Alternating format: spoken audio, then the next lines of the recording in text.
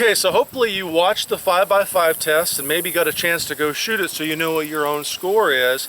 Now we're going to start breaking down the skills you need to shoot it better and improve your own abilities.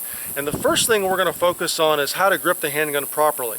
Now, if there's one thing I give to all of my students and I could give to you on this particular video is most people are not gripping their handgun as effectively as they could.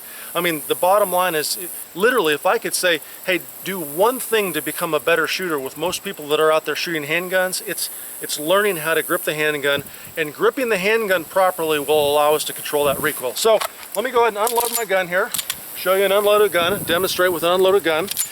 Just remember when you're training, always follow safety rules, protocols, stuff like that. Be smart. Obviously, for these short YouTube videos, I'm getting to the instruction as quickly as I possibly can because I want to hold your attention. But when you're working your skills at home in dry fire or live fire, safety is the key. Don't forget that, okay? So let's talk about gripping the handgun. Number one, the leverage of the handgun, or the movement of the handgun during the recoil itself, travels like this. So it goes without saying that the key pressure areas are to get the hands as high as I possibly can on the handgun, because this is where the movement of the actual handgun is. The movement starts from the momentum of the slide. That's where the pressure comes from. So as high on the handgun as possible is the first key. And number two, if you think about which direction the gun moves, it moves to the rear.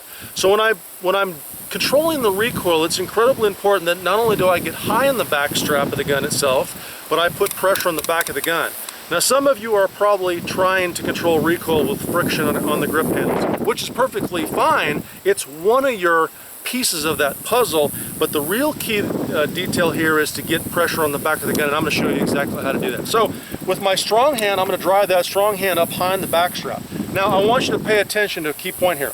When I do this, I'm not just grabbing the handgun kind of loosely, I'm literally driving that hand up the back strap of the handgun. If you push, see how this thumb muscle is kind of pushed out? I mean, there I can feel pressure between the beaver tail of the handgun and my thumb muscle itself, okay? Now, anytime I grip the handgun from the holster, and I'm going to teach you that during the draw process, I do two things.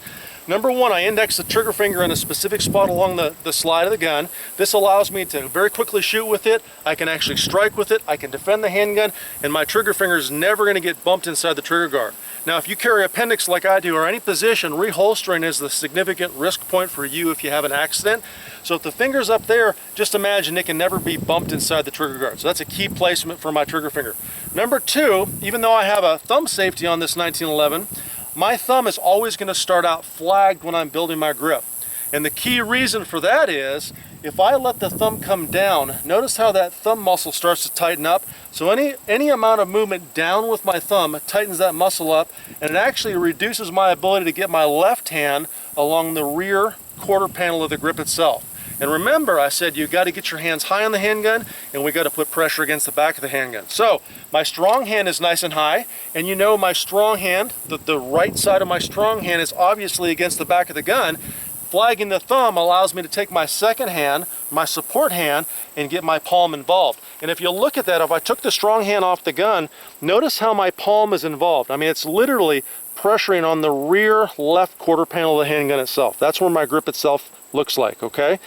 Now, a couple key things. Some of you may believe and have been taught that this left hand has to be rolled all the way forward, and that thumb has to make like basically a straight line down your arm. And then this is the only way that wrist tendon will lock up. That's complete crap.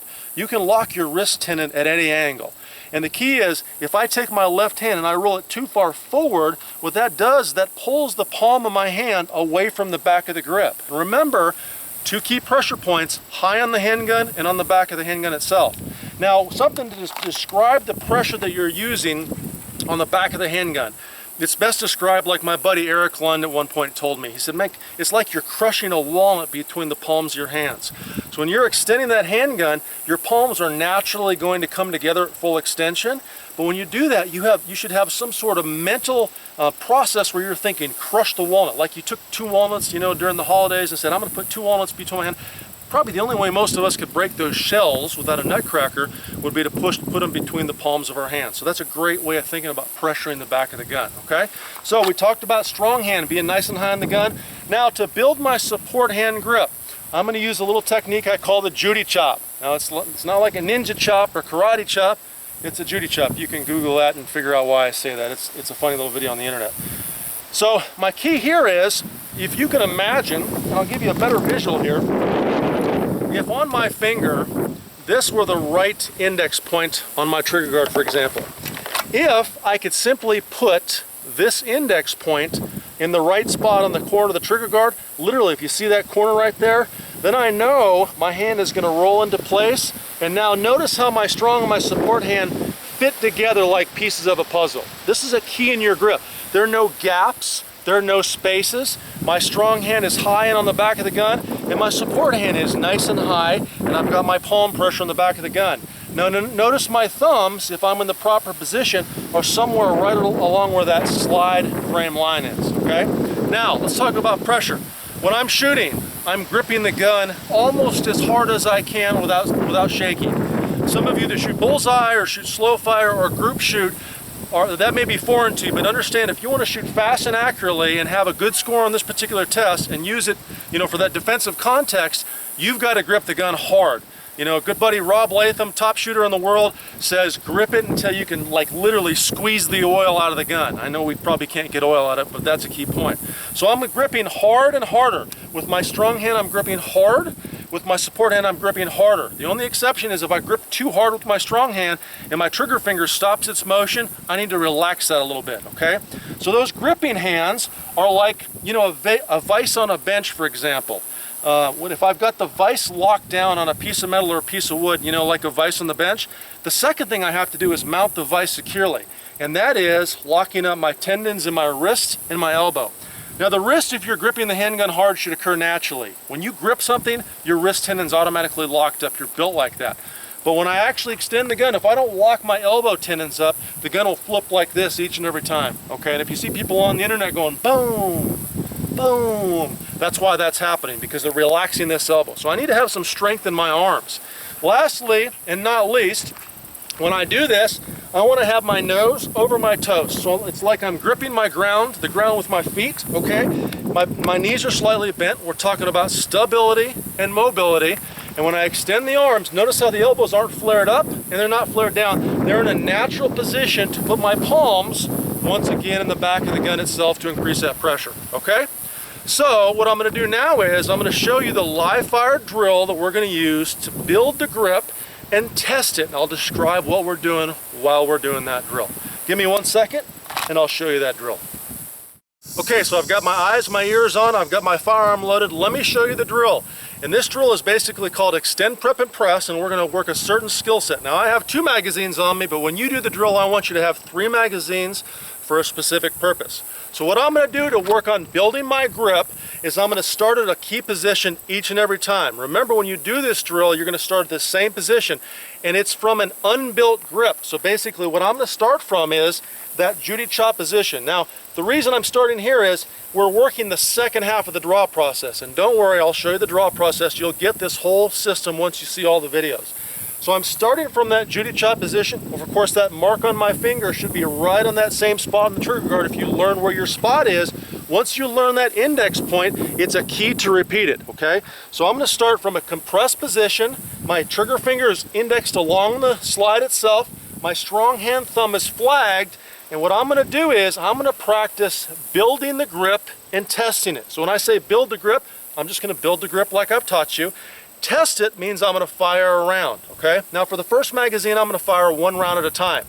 Every time I fire, I'm going to watch the sights, and I'm going to look for them to recoil straight up and down inside the notch. Now, key point.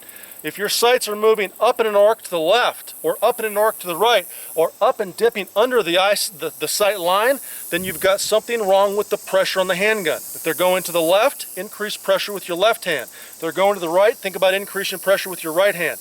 If it's porpoising, well then you probably need to lock your wrists and your elbow tendons up. And your goal in this drill is to try to improve something every repetition that you do, okay? Now, don't worry so much about sights and trigger right now. I'm going to teach you that stuff in a separate video. When you get the gun out there and lock it down, just press the trigger straight to the rear without moving anything but your trigger finger, and don't overthink the trigger. I do want you to see the sight picture, so very quickly, front sight in the center of the rear sight in the center of the target that you're aiming at, okay? It looks like this. So, first magazine, 1 round at a time, starting from an unbuilt grip. I'm going to practice building my grip and testing it. And when I test it, I watch what the sight does. So that time the sight lifted and returned. It's not moving much at all. This is full power, 124 grain, 9mm. It doesn't kick as much as a 45, but if I demonstrated this with a 45, you wouldn't see a lot of difference, okay? Here I go. One round at a time. Build the grip, test it. Build the grip, test it. Build the grip, test it, okay? So once you get that down, after numerous repetitions, you should be improving and improving and improving. My next magazine, let's just say I put the second magazine in, I'm gonna build the grip and test it, but I'm gonna fire 2 rounds at a time. So, here we go. Build the grip, test it. Build the grip, test it. Build the grip, test it. And then when you get to your third magazine, you're gonna take a wild guess. You got it, fire 3 rounds at a time. So what I'm working on is not just building the grip, but I'm working on the fact that now I need to maintain that same grip, okay? 3 rounds. Build the grip, test it. Build the grip, test it. Build the grip, test it. And I'm watching every single time when I do that, I'm watching for what the recoil is teaching me and telling me, and every single repetition of the drill, I'm changing something. I'm tweaking the pressure I'm putting on the gun, increasing that palm pressure, trying to crush the walnut, gripping the gun harder, making sure my wrist tendons are locked down, all those good things that will actually give you the ability to control the recoil of the handgun at maximum speed. And those hits, you probably can't see the target from here, but those hits are all... Actually, I think every single one of those is inside the 0 area, okay? So, that's your drill to improve your ability to control recoil of the handgun itself. Controlling recoil is a key if you want to be able to shoot fast and accurate. So you've got your drill, you've got your instructions, get out there and train.